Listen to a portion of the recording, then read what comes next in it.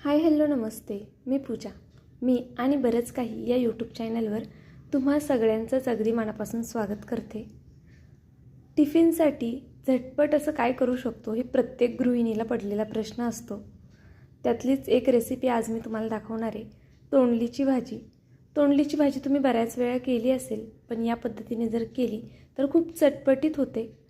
त्यामुळे वेगवेगळी पद्धत ट्राय करत राहायची, म्हणजे मग आपल्यालासुद्धा खायला छान वाटतं आणि काहीतरी नवीन खाल्ल्याचं समाधानही वाटतं.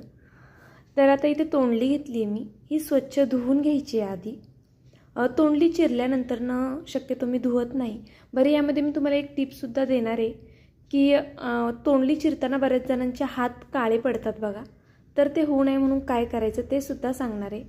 खूप छान व्हिडिओ आहे, त्यामुळे संपूर्ण पहा, म्हणजे सगळ्या टिप्स तुमच्या लक्षात येतील. आता इथे तोंडली मी धुवून घेतलेली आहे. तोंडली काही म्हणावी अशी घाण नसते, पण वरती थोडीफार माती किंवा धूळ बसलेली असते, त्यामुळे ती पाण्याने स्वच्छ धुवून घ्यायची.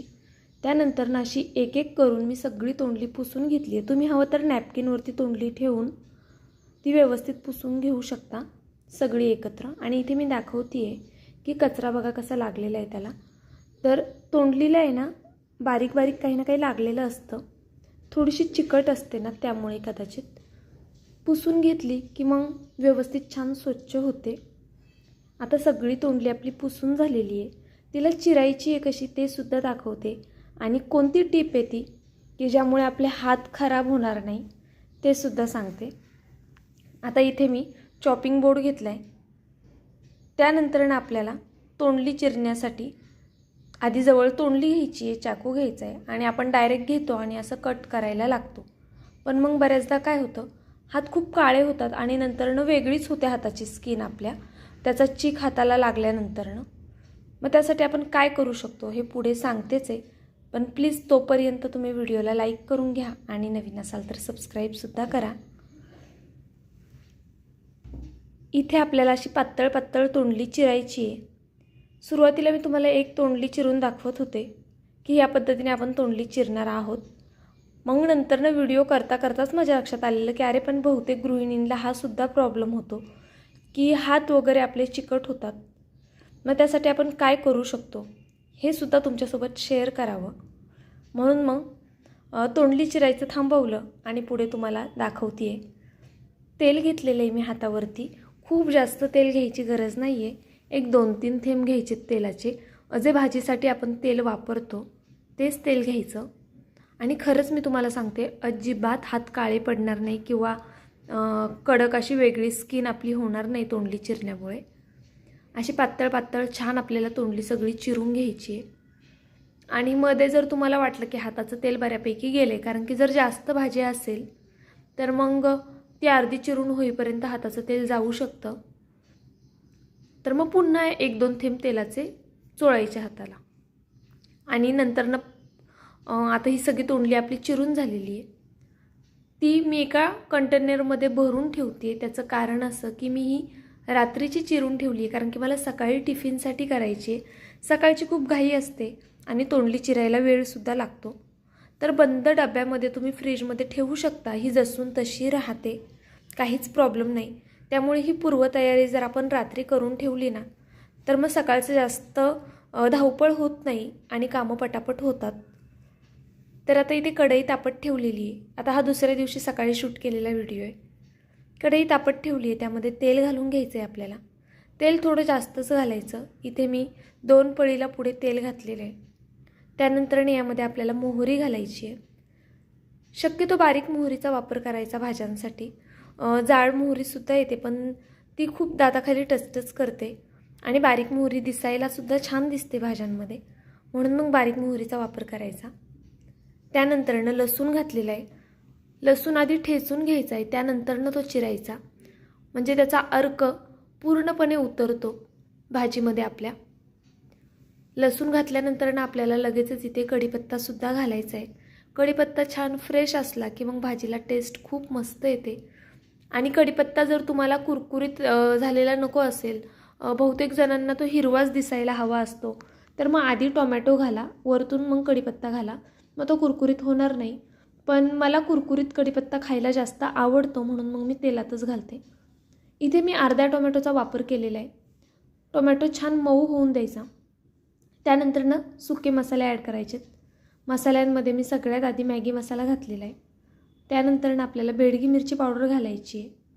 बेडगी मिरची पावडरमुळे कलर खूप छान येतो आपल्या भाजीला कोणत्याही. त्यानंतर लाल तिखट घातलं आहे. चिमूटभर हळद घालायची. इथे मी पावभाजी मसाला वापरलेला आहे सुहानाचा. पावभाजी मसाल्यामुळे सुद्धा खूप छान टेस्ट येते आपल्या भाजीला. त्यानंतर धना पावडर घालायची आणि सगळे मसाले छान एकजीव करून घ्यायचे. नंतर आपण जी रात्रीच चिरून ठेवलेली तोंडली होती ती यामध्ये घालून घ्यायची. व्हिडिओला जर अजूनही लाईक केलं नसेल तर प्लीज एक लाईक नक्की करा आणि नवीन असाल तर सबस्क्राईबसुद्धा करा. सोबत बेल आयकनसुद्धा प्रेस करा जेणेकरून माझा प्रत्येक व्हिडिओ सगळ्यात आधी तुमच्यापर्यंत येईल. आणि खूप छान आणि सोप्या रेसिपी असतात माझ्या, त्यामुळे खरंच चॅनलला सबस्क्राईब करून घ्या आणि व्हिडिओला लाईकसुद्धा करा. आता चवीनुसार मीठ घालायचं आहे आपल्याला आणि भाजी छान व्यवस्थित हलवून घ्यायची आहे. तेलाचं प्रमाण थोडं जास्त असलं की मग ती चटपटीत आणि छान वाटते खायलासुद्धा आणि दिसायलासुद्धा छान दिसते. पण जर तुम्हाला जास्त तेल आवडत नसेल तर तुम्ही कमी घातलं तरी चालणार आहे. कारण की नंतर मग कमेंट येतात परत की ताई तेल खूप जास्त वापरता किंवा खूप जास्त तेल खाता तुम्ही, एवढं तेल तब्येतीसाठी बरं नाही किंवा बरंचसं. तर तुम्ही तुमच्या हिशोबाने तेल घाला, म्हणजे तुम्हाला घरामध्ये कसं लागतं त्या पद्धतीने. त्याचबरोबर तिखटसुद्धा तुमच्या हिशोबाने तुम्ही कमी जास्त करू शकता. आता इथे मी भाजी हलवून झाल्यानंतर ताट ठेवलं होतं आणि त्यावरती पाणी ठेवायचं आहे. आपल्याला भाजीमध्ये पाणी घालायची गरज पडत नाही. तुम्ही पाहू शकताय तेलसुद्धा थोडं जास्त घातलं आहे आणि वरतून ताटावरती पाणी ठेवल्यामुळे भाजीला आपोआपच स्वतःचं असं पाणी सुटतं. त्यामुळे काही गरज पडत नाही भाजीत पाणी घालायची. आणि पाणी न घालताच ही भाजी खूप जास्त छान होते. पाणी जर घातलं भाजीमध्ये तर तिची टेस्टमध्ये थोडा फरक पडतो असं मला तरी वाटतं. आता ही व्यवस्थित छान हलवून घेऊया. मी चेक केली आहे शिजली आहे का भाजी, पण भाजी शिजली नव्हती.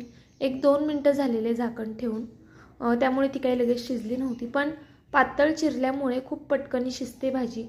सकाळच्या टिफिनसाठी करतोय म्हणून शक्यतो चिरताना पातळ पातळच चिरून घ्यायची. पुन्हा मी 2 मिनटासाठी झाकण ठेवलं आहे. तोपर्यंत साईडला आपण पोळ्या करून घेत असतो, त्यामुळे फारसा काही उशीर होत नाही आणि खूप जास्त वेळसुद्धा लागत नाही. आता भाजी बऱ्यापैकी व्यवस्थित शिजलेली आहे असं मला तरी वाटते, कारण की व्यवस्थित भाजी शिजते आपली 4-1 मिनटामध्ये. तोंडली शिजायला फारसा वेळ लागत नाही. तोंडली झालं, भेंडीची भाजी झालं, मेथी झालं, बऱ्याचशा भाज्या अशा असतात ज्या पटकनी शिजतात आणि अशाच भाज्या टिफिनसाठी निवडायच्या कधीही. असो, आता यामध्ये आपल्याला शेवटचं जिन्नस घालायचं आहे अजून, पण त्यापूर्वी मी पुन्हा 1-2 मिनटं स्टीम काढून घेणार आहे. कारण की त्याचं जे साल असते ते असं कुठंतरी वाटत होतं की कच्ची आहे की काय, पण नंतर मी खाऊन पाहिलेली तर ती कच्ची नव्हती राहिली. पण तरी कुठेतरी वाटतं ना आपल्याला की नाही, मुलाच्या डब्यासाठी सुद्धा द्यायची, मग कच्चं नको राहायला. म्हणून मग एक शंका म्हणून पुन्हा झाकण ठेवून मी 1-2 मिनटं स्टीम काढून घेतलेली आहे. पण भाजी मोस्टली 4-1 मिनटामध्ये आरामात व्यवस्थित शिजली जाते. आणि पाणीसुद्धा त्यातलं जे पाणी सुटलेलं होतं ते सुद्धा बऱ्यापैकी आटलेलं आहे आणि मस्त अशी चमचमीत आपली भाजी झालेली आहे. ज्यावेळेस कालथ्याने तोडून पाहतोय त्यावेळेस ती अशी पटकन तुटली जात नाही, पण हातावरती घेऊन पाहिलं किंवा एखादा तुकडा त्यातला खाऊन पाहिला तर मग ती व्यवस्थित शिजलेली आहे. तर ठीक आहे, असो, आपली रेसिपी झालेली आहे. तुम्हाला माझी रेसिपी कशी वाटली हे मला कमेंट करून प्लीज नक्की सांगा. आणि ह्याला फायनल टच म्हणून वरतून भरपूर अशी कोथिंबीर घालायची आहे आणि पुन्हा ही हलवून घ्यायची. कोथिंबीर नसेल तर तुम्ही कसुरी मेथी घातली तरी चालेल. कसुरी मेथीने सुद्धा भाज्यांना खूप छान टेस्ट येते, त्यामुळे ज्या रेग्युलर भाज्या असतात त्यामध्ये थोडासा वेगळा टच म्हणून कसुरी मेथीचा वापर करू शकता. आता इथे ऑलमोस्ट झालेली आहे भाजी. थोडी थंड होऊ द्यायची, त्यानंतर डब्यात भरायची. बऱ्याचदा गृहिणी काय करतात, पटकन तशीच घाईघाईमध्ये टिफिनमध्ये भरतात आणि मग त्याला पाणी सुटतं किंवा मग ती खराबसुद्धा होऊ शकते. त्यामुळे शक्यतो भाजी झालं, पोळी झालं, थोडी थंड होऊन द्यायची, त्यानंतर टिफिनमध्ये भरायची. थँक्यू.